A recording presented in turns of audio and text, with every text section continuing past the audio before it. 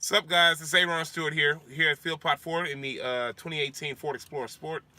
We're getting a lot of questions on how to operate the second and third row seats in this vehicle, and I'm going to show you today. You can adjust these seats with this lever here, okay? All right.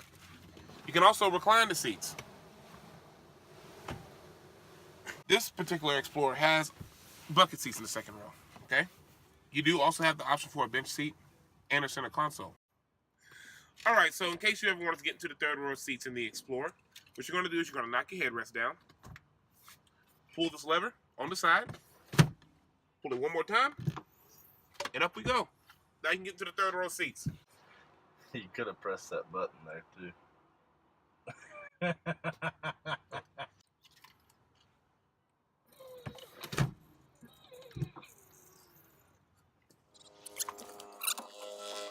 Now you're in the third row of seats with plenty of room.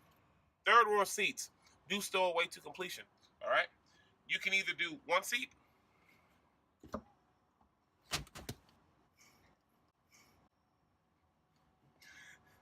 and fold them, or you could do both seats and get rid of them all together.